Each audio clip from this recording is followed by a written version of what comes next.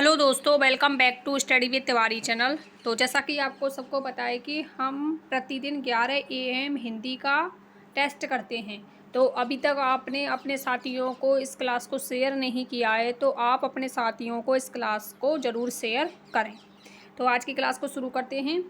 तो इसमें जो पहला क्वेश्चन था वो मुझे सही नहीं लगा, उसके जो ऑप्शन थे वो ठीक नहीं थे, इसलिए मैंने इसको डिलीट कर दिया। तो आज दूसरे क्वेश्चन से शुरू करते हैं। अशुद्ध विलोम युग में, तो हिंदी के इसमें मैंने व्याकरण के 30 क्वेश्चन लिए हैं और शिक्षण विधियों के 15 क्वेश्चन हैं। अशुद्ध विलोम युग में है उष्ण का गर्म, उग्र का सौम्य, उपजाऊ का बंजर और उर्वरा का धसा हुआ। तो बताइए क्या होगा इसका राइट आंसर। सिंपल सा क्वेश्चन है। तो आपको पता है उर्वरा का क्या होगा, धसा हुआ। अब तल और उत्तल आपने पढ़े होंगे, उसी हिसाब से उपजाऊ का क्या होगा, बंजर भूमि, उपजाऊ भूमि। उग्र का क्या होगा, सौम्य, है ना, सौम्य। सम में ये प्रत्यय, इसमें कौन सा प्रत्यय, ये प्रत्यय, सूम।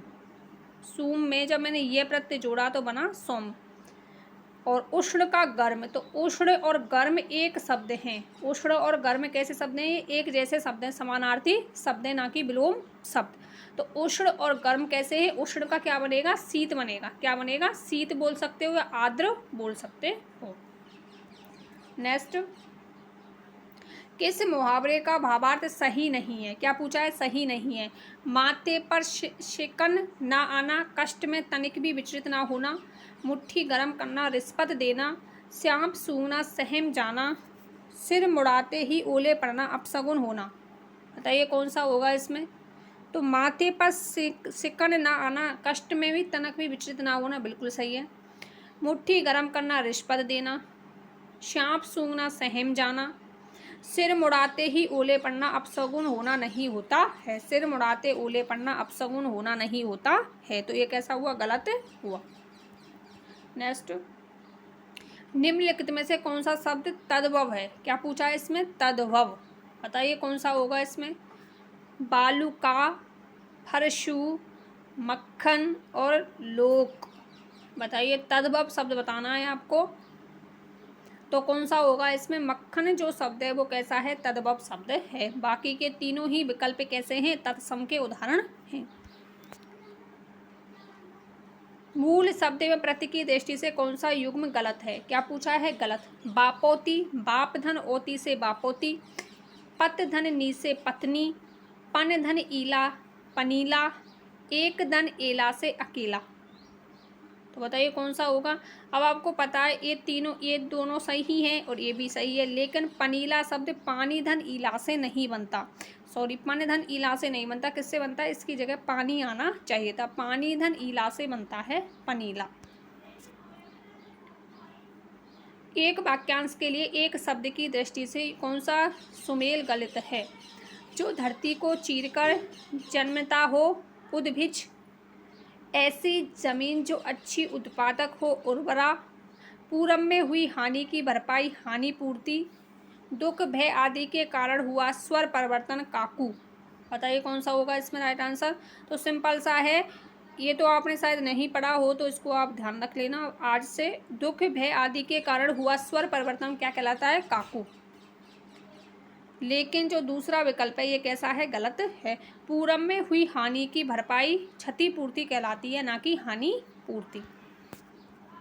नेक्स्ट, निम्नलिखित में से सही संधि विच्छेद कौन सा है, सही। लेकिन पेपर में हमें चारों ही विकल्प सही लगते हैं, तो उनको आप ध्यान से पढ़ें। मुक्तावली, मुक्त धन आवली होता है कि मुक्ता धन आवली होता है। क्या होता है, मुक्ता बोलते हैं मोती को, तो मुक्त नहीं मुक्ता। प्रधन प्रेषक, प्रधन इच्छिक नहीं होता, क्या होता है, इच्छिक। ठीक है, छोटी ई आती है इसमें, तो ये गलत हुआ, दोनों गलत हो गए, ये भी और ये भी। प्रत्युपकार, प्रतिधन उपकार। अब इसमें उपकार में मात्रा तो इसमें आगे लगी गई, तो इसमें उप नहीं होगा, क्या होगा, अपकार। क्या होगा, अपकार। तो ये भी गलत हुआ। चतुर्दिश, चतुहु धन दिशा, दिशा का दिश हो जाता है और विसर्ग का क्या हो गया, रे हो गया। तो चतुर्दिशा में विसर्ग संधि हो गई, तो ये बिल्कुल सही है। निम्न में से अनिश्चयवाचक सर्वनाम कौन सा है। तो सिंपल सा, अनिश्चय कोई, कुछ और किसी होते हैं। नेक्स्ट, व्यालू शब्द का हिंदी अर्थ होता है बासी भोजन, विवाहित स्त्री, विवाह के योग्य और रात्रि का भोजन। बताइए कौन सा होगा इसमें। व्यालू किसे बोलते हैं? रात्रि के भोजन को बोलते हैं पश्चिमी राजस्थान में। पश्चिमी राजस्थान में क्या बोलते हैं? व्यालू को रात्रि का भोजन। नेक्स्ट, पुलिस ने चोर को पकड़ लिया है वाक्य में प्रयुक्त काल है। बताइए इसमें कौन सा होगा। आप इसमें मिस्टेक भी कर सकते हैं क्योंकि ये सिंपल सा क्वेश्चन है लेकिन टेढ़ा बहुत है। पुलिस ने चोर को पकड़ लिया है, आसन्न भूतकाल, सामान्य भूतकाल, संदिग्ध भूतकाल और अपूर्ण भूतकाल। देखो संदिग्ध में तो होगा ओघी होते हैं तो ये कट गया। अपूर्ण में अपूर्ण कार्य है नहीं है, पकड़ लिया है तो ये नहीं होगा। अब आपको इन दो में कन्फ्यूजन हो रहा होगा। पुलिस ने चोर को पकड़ लिया है वाक्य में प्रयुक्त काल है। पकड़ लिया यदि यहाँ तक होता, यदि आपको पता है आ ई और ए, आ ई ए आए, यदि वाक्य के अंत में आ ई ए आए तो वो होता है सामान्य भूतकाल। वो क्या होता है? सामान्य भूतकाल होता है। लेकिन इसके बाद में है लग जाए, आ ई ए के प्लस क्या लग जाए? हैं या हैं लग जाए तो वो आसन्न भूतकाल में जाएगा। पुलिस ने चोर को पकड़ लिया तक होता है, कहाँ तक होगा? इसमें है नहीं होता तब तो ये असामान्य भूतकाल होता। और पुलिस ने चोर को पकड़ लिया है तो इसमें ये किसमें जाएगा? आसन्न भूतकाल में। नेक्स्ट, हिंदी वाक्य में साधारणतः संरचना के क्रम की प्रवृत्ति मिलती है। कर्ता क्रिया कर्म, कर्ता कर्म क्रिया, कर्म कर्ता क्रिया, क्रिया कर्म कर्ता। बताइए कौन सा होगा इसमें। तो कर्ता कर्म और क्रिया, तो दूसरा विकल्प बिल्कुल सही होगा। 15वां, इस परीक्षा को उत्तीर्ण करने का मेरा मेरी मतलब मेरा संकल्प बहुत मजबूत है या मेरी संकल्प बहुत मजबूत है, तो आप गर्ल्स और बॉयज के हिसाब से कर सकते हो। उसको उपयुक्त शब्द है तो इस परीक्षा को उत्तीर्ण करने का मेरा संकल्प है, तो ये तीनों नहीं होंगे, ये तो मन के भाग हैं। इनमें से कौन सा शब्द संधि शब्द सही है? कैसा शब्द सही वाला देखना है आपको। देखो इसमें से महोदय शब्द में महाधन उदय होता तो मह शब्द कोई नहीं होता, ये तो कट गया। अब आपको पता है शिष्ट लिख दिया तो जैसा है वैसा ही लिख दिया, तो संधि में तो विकार उत्पन्न होता है तो ये शिष्ट आना चाहिए था, ये कट गया। दो तो आपने काट ही दिए इसमें से। अब आपको पता है आदि धन उपांत से अद्योपांत बनता है। क्या बनता है? अद्योपांत बनता है, अद्योपांत बनता है ना कि अदोपांत। ये तो गुण संधि का है। और ये जो विग्रह दिया हुआ है इसमें संधि विच्छेद दिया हुआ है वो किसका है? यड़ संधि का। और ये जो समस्त पद है वो किसका है? गुण संधि का। अब इसका बनाना चाहते तो आप इसका क्या बनता? आपको पता है अधय धन उपांत बनता, अधय धन उपांत से आ और ऊ मिलके ओ हो जाते, और आदि धन उपांत से क्या बनता? अद्योपांत। ये भी गलत हो गया। तो राइट आंसर कौन सा हुआ? श्रेय धन कर से श्रेष्ठ कर, विसर्ग संधि बिल्कुल सही है। नेक्स्ट, इनमें बहुवचन में प्रयुक्त होने वाला शब्द है केस, जनता, पुलिस और कवि। बताइए कौन सा होगा। इनमें बहुवचन में प्रयुक्त होने वाला शब्द बहुवचन रूप में, तीनों ही विकल्प एक वचन में, लेकिन केस उड़ गए हम बोलते हैं ना बहुवचन में ही आएंगे। बाल उड़ गए, बाल टूट गए तो बहुवचन में प्रयुक्त हो रहे। ऐसा तो नहीं केस उड़ गया नहीं होगा, तो यह शुद्ध वाक्य होगा केस उड़ गए होगा। तो राइट आंसर कौन सा होगा? फर्स्ट विकल्प। वाक्य प्रकार की दृष्टि से कौन सा कथन गलत है? कौन सा कथन गलत है वो बताना है आपको। तो बताइए गाइज। अब आपको पता है कि रीट का एग्जाम अधीनस्थ चयन बोर्ड लेगा, तो अधीनस्थ चयन बोर्ड थोड़े डिफिकल्ट क्वेश्चन बनाता है, तो आप इसी प्रकार के क्वेश्चन आएंगे। पूरा यदि आपको आपको पूरा टॉपिक अच्छे से क्लियर करना होगा तभी आप राइट आंसर पर पहुंच सकते हो। सिंपल क्वेश्चन नहीं आएंगे इस बार रीट में, तो आप फोकस देते हुए क्वेश्चनों को पढ़ें। बताइए वाक्य प्रकार की दृष्टि से कौन सा कथन गलत है? सरल वाक्य में एक विधेय आधारित उपवाक्य होता है, बिल्कुल सही है। उसमें एक विधेय तो होता है, उस पर ही आधारित उपवाक्य होता है, बिल्कुल सही है। शायद आपको ये गलत लगे लेकिन बिल्कुल, क्योंकि उसमें एक विधेय और एक उद्देश्य होता है, आधारित उपवाक्य होता है। संयुक्त वाक्य में अर्थ की दृष्टि से स्वतंत्र एकाधिक उपवाक्य होते हैं, बिल्कुल सही है, क्योंकि स्वतंत्र संयुक्त वाक्य में जो स्वतंत्र एकाधिक उपवाक्य होते हैं, एक से अधिक भी हो सकते हैं और एक भी हो सकता है। तो संयुक्त वाक्य में कैसे होते हैं, जो वाक्य होते हैं वो स्वतंत्र होते हैं, दोनों अलग अलग होंगे। किस प्रकार से राम जाता है और सीता पढ़ती है, तो दोनों अलग अलग हैं और दोनों ही उपवाक्य हैं। मिश्रित वाक्य में अर्थ की दृष्टि से परस्पर निर्भर एकाधिक उपवाक्य होते हैं, सही बात है, परस्पर निर्भर होंगे, परस्पर निर्भर होंगे, डिपेंड होंगे मिश्रित वाक्य में, तो ये विकल्प भी बिल्कुल सही है। जैसे राम जयपुर जाता तो वह पढ़ता, तो डिपेंड हो गए, जाता तो पढ़ता। जब बारिश हो रही थी तब हम खेल रहे थे, तो जब और तब एक दूसरे पर आश्रित हो गए, तो ये बिल्कुल सही है।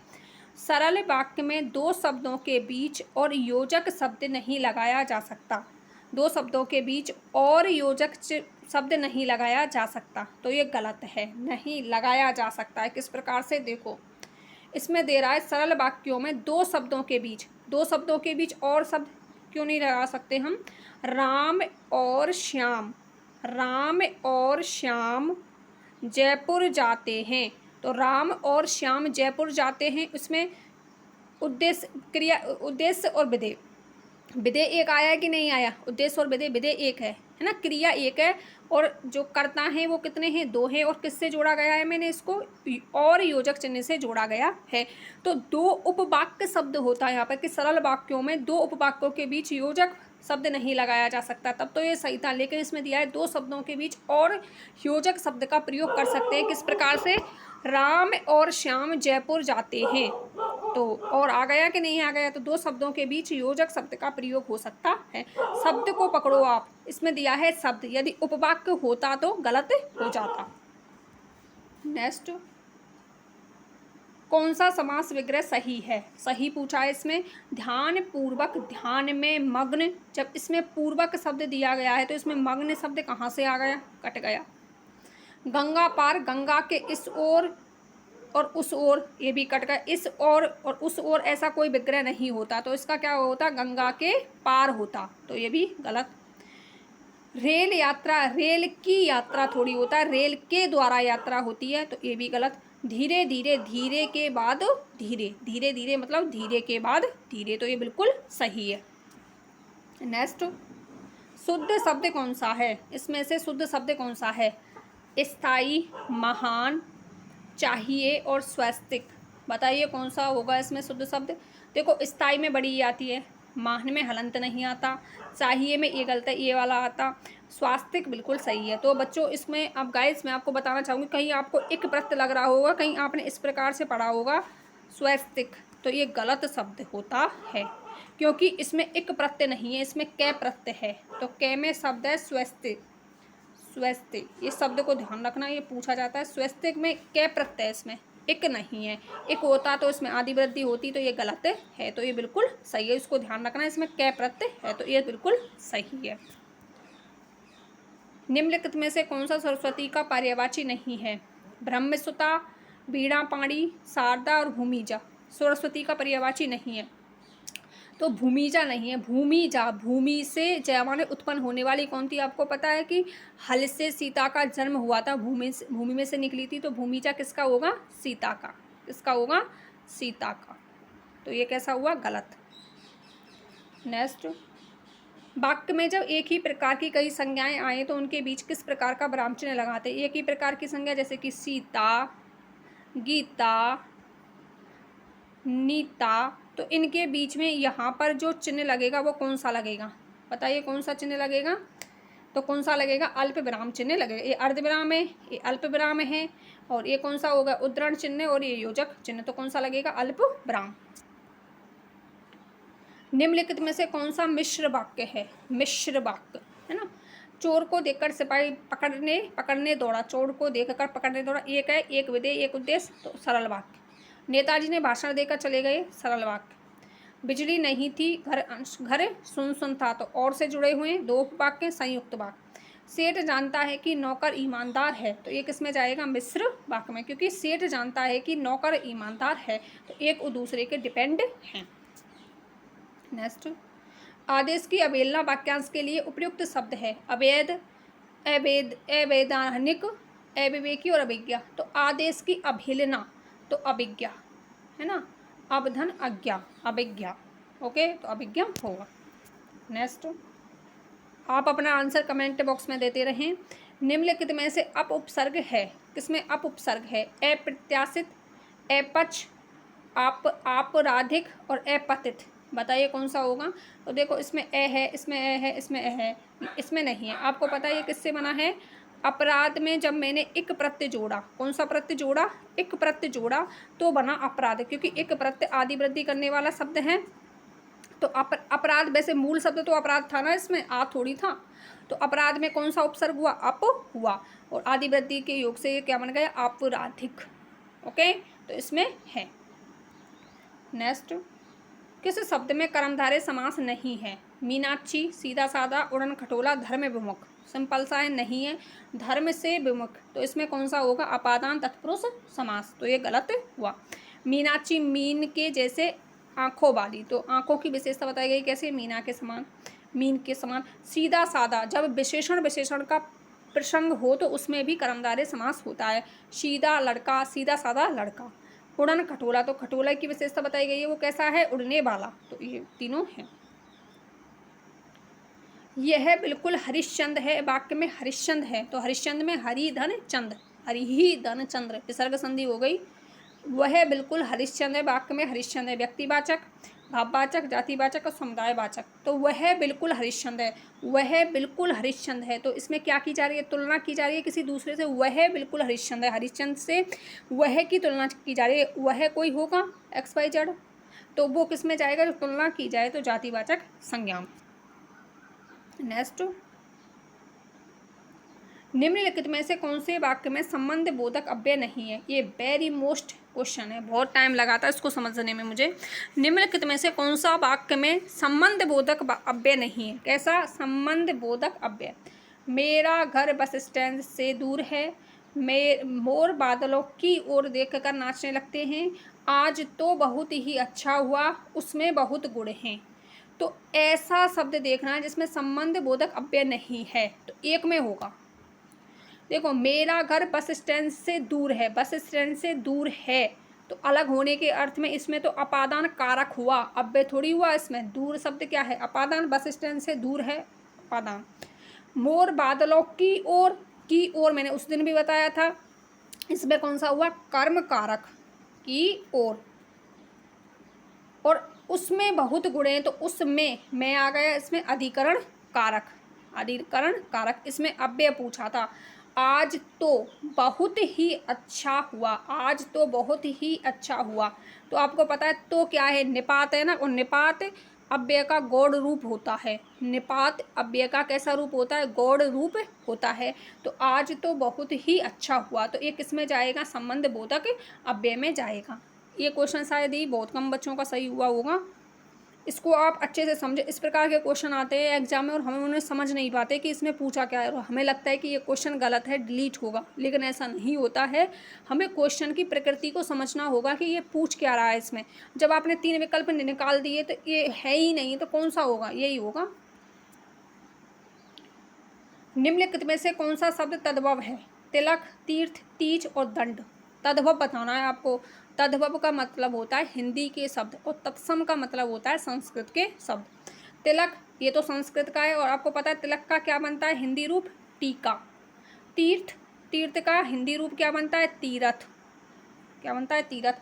तीज होगा, क्योंकि तीज का जो तत्सम रूप बनता है वो बनता है तृतीया। क्या बनता है? तृतीया। और दंड शब्द भी कैसा है? तत्सम है, और इसका क्या बनता है? डंडा। क्या बनता है? डंडा। ओके, तो राइट आंसर तीसरा विकल्प। किस वाक्य में क्रिया विशेषण उपवाक्य है? किस वाक्य में क्रिया विशेषण उपवाक्य है? तुम जिस तरह तेज दौड़ते जा रहे हो तो ऐसे तो थक जाओगे। जिस तरह है ना, तो जिस, तो ये क्रिया विशेषण उपवाक्य हो गया। क्रिया विशेषण के अंदर भी किसका हो गया? जिस तरह तेज दौड़ते, तेज किस प्रकार से? तेज, रीतिवाचक हो गया। हम तब तक पढ़ते रहेंगे जब तक कि हम थक नहीं जाएं। जब तक पढ़ते रहेंगे, जब तक, जब तक और जब और तब, ये भी हो गया क्रिया विशेषण। हम सब वहीं बैठे वहीं बैठे रहें जहाँ हमें बैठना ही चाहिए था। तो स्थानवाचक हो गया इसमें। जो लड़का खेल रहा था वह घर चला गया, तो इसमें तो है ही नहीं। जो लड़का खेल रहा था वह घर चला गया, तो ये किस में जाएगा? ये तो संयुक्त वाक्य हो गया, तो ये गलत। अब शिक्षण विधियों के क्वेश्चन, क्योंकि पिछली क्लास में हमने 15 क्वेश्चन तक कर लिए थे, तो 16वां क्वेश्चन, भाषा कौशल के सर्वप्रथम किस कौशल का विकास करना चाहिए? तो सर्वप्रथम कौन सा क्वेश्चन होता है? श्रवण कौशल। नेक्स्ट देखो, रोज इससे संबंधित क्वेश्चन आते हैं, तो मैंने आपके लिए इसमें स्लाइड बनाई है, तो इसमें आप समझ सकते हो कि भाषाई 4 कौशलों को 2 भागों में विभाजित किया जा सकता है। एक तो होते हैं ग्रहात्मक कौशल और एक होते हैं अभिव्यक्तात्मक कौशल। तो ग्रहात्मक कौशल कौन से होते हैं? सुनना और पढ़ना मैंने आपको बताया था 1 और 3 विषम संख्या वाले कैसे होते हैं? ग्रहात्मक। ओके, श्रुत्वा अर्थग्रहणम और पठित्वा अर्थग्रहणम, तो पहला और तीसरा होते हैं विषम संख्या ग्रहणात्मक, और अभिव्यक्तात्मक बोलना और लिखना दूसरा और चौथा, ये होते हैं अभिव्यक्ति से संबंधित और कैसे होते हैं? सम संख्या वाले। अभिक्रमित अनुदेशन का सांख्यिकीय प्रारूप को देने वाले कौन थे? तो बताइए कौन सा होगा? स्किनर, नॉर्मन ए क्राउडर, गिलबर्ट और स्टेलूरो। तो गाइज मैं आपको बताना चाहूँगी कि आप टॉपिक को पढ़ करके एमसीक्यू जरूर किया करें, प्रीवियस ईयर क्वेश्चन, क्योंकि अब आपको पता है कि आपको पता होना चाहिए कि अब रीट में किस प्रकार के क्वेश्चन बन सकते हैं। तो अब आपको पता है रीट में ये क्वेश्चन आया था कि पाठ्य पुस्तक विधि को सुक्का विधि भी कहते हैं, तो इनके प्रवर्तक पूछे जा रहे हैं। सुकराती विधि को और किस नाम से जाना जाता है? प्रश्नोत्तर विधि के नाम से जाना जाता है। भाषा संसर्ग विधि को और किस नाम से जाना जाता है? अव्याकृत भाषा के नाम से अव्याकृत विधि के नाम से जाना जाता है। आगमन विधि को किस नाम से जाना जाता है? ह्यूरिस्टिक विधि के नाम से या आविष्कारिक विधि के नाम से जाना जाता है। तो इनके उपनाम भी आपको देख कर जाने हैं, क्योंकि एग्जाम में इस प्रकार के क्वेश्चन बन रहे हैं, तो आपको देखना चाहिए कि किस प्रकार के क्वेश्चन पूछे जा रहे हैं और किस प्रकार के क्वेश्चन बन सकते हैं, जिससे हम परीक्षा में बेहतर कर सकें। आपको हमेशा देखना चाहिए। जितनी भी एग्ज़ाम होती है उनमें जो हिंदी से संबंधित क्वेश्चन होते हैं उनको आप देखें। अभी कुछ दिन पहले एलडीसी का पेपर हुआ था, उसमें देखें कि किस प्रकार के क्वेश्चन आए हुए हैं। ज़्यादातर मेरी कोशिश यही रहती है कि मैं प्रीवियस ईयर जो क्वेश्चन है उनको शामिल करूं, जिससे आपको पता चल सके। तो गाइज, यदि आपको सिलेक्शन लेना है तो आपको ये काम सेल्फ करना होगा कि क्वेश्चन किस प्रकार से बनते हैं और हमें किस प्रकार से अपने टॉपिक को क्लियर करना है आने वाली एग्ज़ाम के लिए, जिससे हम अच्छे नंबर के साथ सेलेक्ट हो सकें। तो बताइए क्या होगा? अभिक्रमित अनुदेशन की साकीय पूछा है। हमारे माइंड में सिर्फ एक चलता है रेखीय, और सीधा रेखीय का आपको पता है स्किनर होता है, और पहला ही विकल्प देखा और कर दिया, लेकिन ये गलत है। कौन सा होगा इसमें साकीय का? नॉर्मन ए क्राउडर होगा। देखो 4 होते हैं अनुदेशन, तो रेखीय और बाह्य का क्या होता है? BF Skinner. ठीक है, रेखीय और बाह्य अनुदेशन का BF स्किनर, जिसने क्रिया प्रसुप्त सिद्धांत दिया था साइको में। साकीय व आंतरिक अनुदेशन नॉर्मन ए क्राउडर। तो इसको भी ध्यान रखें, रेखीय का अन्य नाम क्या होता है? बाह्य अनुदेशन, और साकीय का क्या होता है? आंतरिक अनुदेशन। अवरोही अभिक्रमित अनुदेशन का होता है थॉमस F गिलबर्ट, और कंप्यूटर आधारित अभिक्रम का होता है लॉरेंस M स्टेलूरो। ओके, तो इनको ध्यान रख लेना आप। नेक्स्ट, जिस मूल्यांकन पर मूल्यांकनकर्ता के विचारों का प्रभाव नहीं पड़ता मूल्यांकन की विशेषता है। वैधता, विश्वसनीयता, वस्तुनिष्ठता और व्यवहारिकता। बताइए, मूल्यांकनकर्ता के विचारों का प्रभाव नहीं पड़ता। जो कॉपी जांच रहा है, जैसे मूल्यांकन कर रहा है, उसके विचारों का प्रभाव नहीं पड़ता। आपको पता है जिनमें प्रभाव नहीं पड़ता है ना, और मूल्यांकनकर्ता के विचारों का प्रभाव पड़ता है, ऐसे जो क्वेश्चन होते हैं वो किस में होते हैं? निबंधात्मक प्रश्न होते हैं। लेकिन वस्तुनिष्ठ प्रकार में, इसमें प्रकारों में मूल्यांकनकर्ता के विचारों का प्रभाव नहीं पड़ता। आपको पता है वस्तुनिष्ठ में तो क्या होते हैं? अवैध होते हैं, है ना। तो उसमें क्या है? उसमें कौन से बालक की भावनाओं को पता चल रहा है? नहीं चल रहा ना, उसको तो मशीन चेक करती है। और मूल्यांकनकर्ता के विचारों का प्रभाव बिल्कुल नहीं पड़ेगा, उसमें तो मशीन चेक करेगी ना। लेकिन निबंधात्मक जो प्रश्नोत्तर होते हैं, निबंधात्मक जो होते हैं, उनमें मूल्यांकनकर्ता के विचारों का प्रभाव पड़ता है। होते, वो होते हैं आत्मनिष्ठ और ये होते हैं वस्तुनिष्ठ। देखो मूल्यांकन के गुण कौन कौन से, ये भी पूछा जाता है। कभी कभी वैधता ना दे करके अवैधता दे दिया, विश्वसनीयता ना दे करके अविश्वसनीयता दे दिया, आपको देखना होगा। वस्तुनिष्ठता होती है, व्यापकता होती है, व्यवहारिकता होती है, निष्पक्षता, विभेदीकरण होना चाहिए और उपयोगिता। नेक्स्ट, विद्यार्थियों के मस्तिष्क पर बिजली की तरह क्षण भर के लिए सीधा प्रभाव डालने वाली सहायक सामग्री है चार्ट, मॉडल, फ्लैश कार्ड और फ्लेनिंग बोर्ड। सीधा प्रभाव डालने वाली बिजली की तरह तो कौन सी होती है, फ्लैश कार्ड होते हैं। कैसे होते हैं फ्लैश कार्ड, देखो फ्लैश कार्ड इसमें नहीं दिया, फ्लैश कार्ड होते हैं गाइज कि मारिया मोंटेसरी का तो आपने नाम सुना होगा। तो उसने क्या किया था, इधर आपने एक गत्ता ले दिया, उस पर लिख दिया ए, ओके, और पीछे की ये लिख दिया और दूसरा गत्ता लिख दिया, उस पर ये लिख दिया। इस प्रकार से फिर बच्चों को दिखाया जाता है कि इसमें क्या है, ये है या बी है। तो उसको बच्चे एक बार बिजली की तरह, जैसे बिजली चमकती है ना, उसी तरह बच्चों को दिखा दिया जाता है, फिर बच्चे मैच करते हैं, तो वो होती है फ्लैश कार्ड। लेखन कौशल के विकास के लिए किस विधि में बालक हाथ, कान, नाक आदि ज्ञानेंद्रियों की सहायता से अक्षरों को देखता है और ध्वनि को सुनता है, अक्षरों की उंगली फेरकर अक्षरों की बनावट को आपको इतना बड़ा क्वेश्चन दिया है, इसको आप मेन जो वाक्य है, मेन जो शब्द है उसको पकड़ो, ज्ञानेंद्रियों के द्वारा।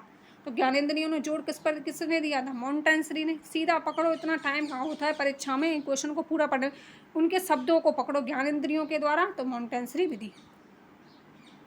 कविता शिक्षण की विधि नहीं है, व्यास विधि, गीत अपने विधि, खंडानवे विधि और समवाय विधि। तो कौन सी होगी बताइए, ये तीनों तो होती हैं लेकिन समवाय विधि नहीं होती है। किसकी होती है, नाटक शिक्षण की। बालक के सामने पहले उदाहरण रखने चाहिए, नियम बाद में निकलवाने चाहिए। तो पहले उदाहरण तो कौन सी हो गई, इसमें सूक्ष्म को इंगित करता है, कौन सा होगा बताइए, सूक्ष्म से स्थूल नहीं होगा, ये तो निगमन का है। सामान्य से विशिष्ट नहीं होगा, अमूर्त से मूर्त, तो कौन सा होगा, स्थूल से सूक्ष्म। पहले स्थूल का मतलब हो गया उदाहरण आएंगे, बड़े बड़े उदाहरण। फिर सूक्ष्म का मतलब क्या है, यहाँ पर नियम से है, तो नियम बाद में आते हैं। अक्षर बोध विधि, ध्वनि साम्य विधि आदि किस शिक्षण में प्रयुक्त होती हैं, अक्षर बोध विधि और ध्वनि साम्य विधि।